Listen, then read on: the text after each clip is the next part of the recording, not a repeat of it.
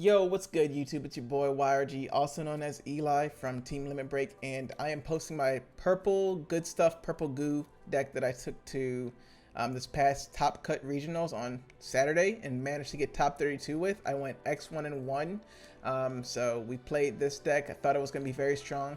Literally the night before, I changed the deck, and I tried it out a couple times and I thought it was pretty good and wanted to test it out in the tournament. So what a better way to test a deck than in a tournament? So we took it there, went very well. I played against 3 security control, 2 Lord Nightmon, and 2 green OTK. Only losses being to green OTK, and I tied against green OTK. So I went X1-1.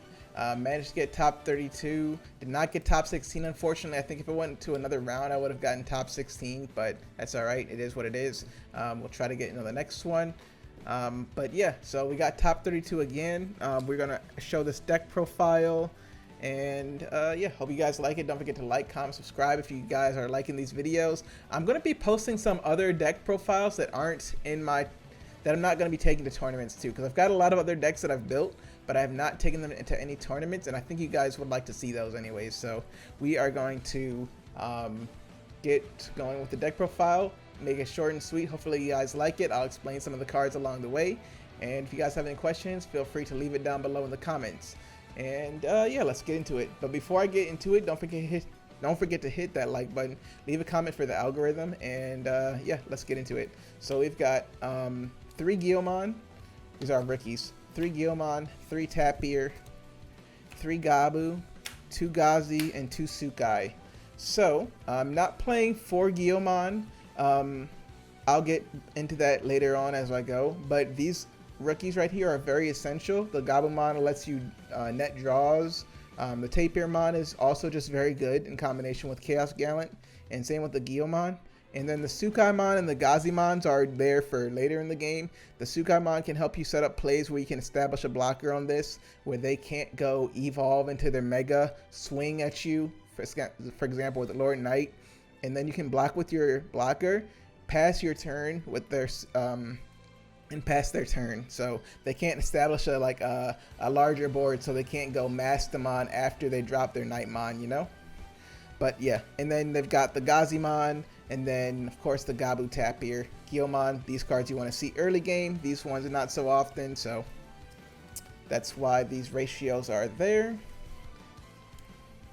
For the champions, I played 4 Devimon, 2 Retaliation Devimon. This card is one of the MVPs in the deck. 2 Vilemon and 3 Meramon. So the ratios for this, I wanted a lot of 1 Evos. I could see myself cutting a Meramon for another Vile, potentially going forward. I'm not sure. I've not tried it out yet. The Vilemons are still good because essentially if you can get into your... I mean, the 1 Evos are just good anyways. And plus, it's just good going on top of like your Sukaimons, swing, get a free swing essentially, and a card. But yeah, the Devimons, the Retaliation, people don't expect it. When you're playing against Lord Knight and they don't put up a blocker to protect their Lord Knight because they think it's going to survive any attack, you can just simply go Retaliation Devi over one of your rookies and then swing into it. That's granted, they give you 2 memory. If not, you can maybe Jack Raid into 2. But yeah, if they don't have their blocker there, they're in for a world of hurt.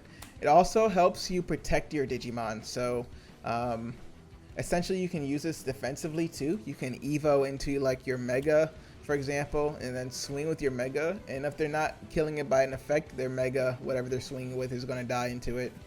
So that's what the ratios I played. Worked really well. Yeah. And yeah, for the ultimates, we played 3 Black War Growl, 2 Lady Devi, 2 Chimera, and 2 Skull Meramons.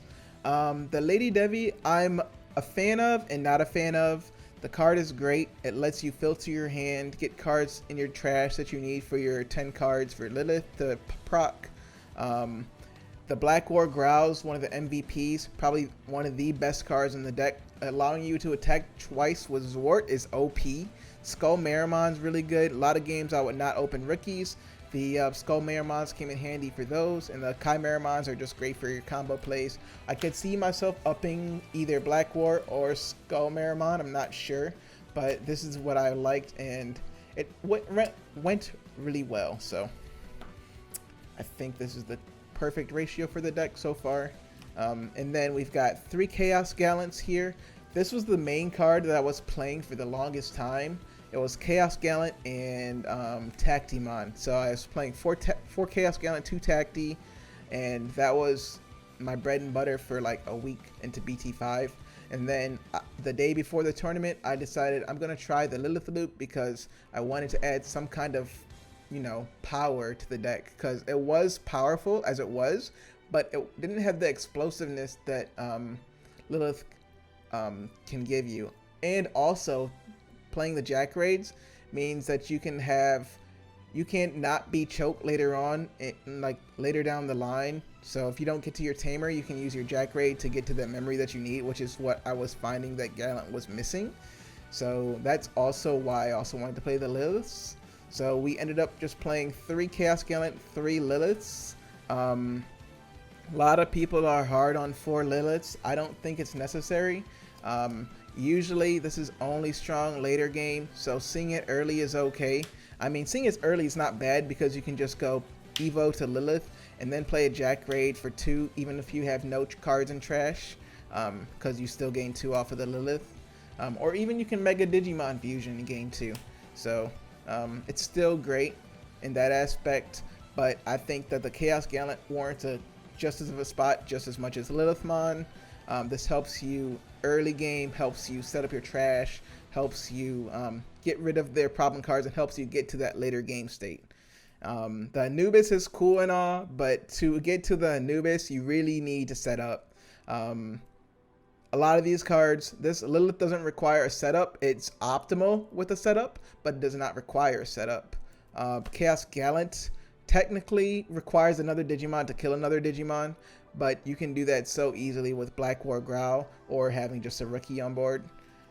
So it's not like unrealistic. The Anubismon part requires you to either have a bunch of memory or either an Anubis already established before you go into the loop. So I don't find that too optimal, and that's why I don't play it. But to each their own. And then 3 Zwart. Zwart is probably the best card in this deck. You can hard Evo into it without the fusion, not a problem. Chimeramon takes care of cards. Zwart pops cards. Getting the second attack with a Black War Growl is disgusting. So this card is really good at 3. I don't know if I'd bump it up to 4, but I think 3 is perfectly fine. I don't think you need 4, because sometimes you see it too much. And then we've got 3 Jack Raid. I think 3 Jack Raid's the right combination of Jack Raids to play. Playing 4 is just too cloggy. You don't want to see 2 in your opening hand. It's just disgusting. If you see 1 in your opening hand, you can deal with it. You can get to that later game state, but just drawing into multiple Jack Raid early on is not ideal. And then we play 2 Mega Digimon Fusion. The effect and security adds to your hand, so you don't necessarily need to play 3. You also don't want to open up too many of these either, so I think 2 is perfect, because typically you only want it after you have your White Tamer established, which isn't until later in the game, unless you get one set up super early. And then for our Tamers, we play 3 Tai Mat.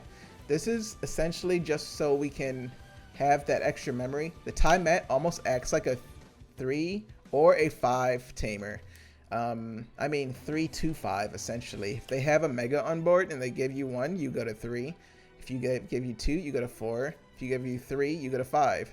So it's just really strong. The security +1 from this card is bonkers. And yeah, I don't think I would cut it for a Takumi Aiba.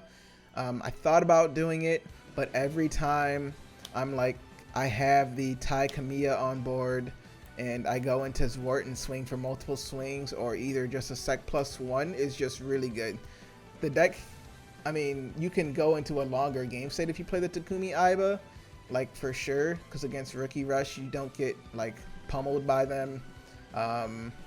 And I don't know. That's just something that I chose not to play. I was originally playing 2 Takumi Aibas, but I eventually just cut it down to 3 Mats. And this card is just very strong, so I think this is the right choice for the deck. You can play Takumi if you want to. It's good. I'm not saying it's bad because I love the card. It is a great card, but right now this is just what I landed for with this deck. And that is the deck profile. Oops, I almost forgot to go over the eggs. I'm going to go over the eggs last. The eggs was 4 Demimera and 1 Xiaomon. But yeah, those are the eggs I played. But anyways, that's the deck profile. I hope you guys enjoyed. It's only been 10 minutes, so short and sweet, like I said. Probably edit a bit of things out, but if not, yeah. That's about it. So hope you guys enjoyed the deck profile. Don't forget to like, comment, subscribe, leave your comments down below. Thoughts and comments on what you want to see next. I've got Hexablow built. I've got Lord Nightmon built. I've got pretty much any deck you can imagine built. I don't have green built though, but yeah. Anyways, I hope you guys enjoyed, and until next time, I am out. Limit Break out. Peace, guys.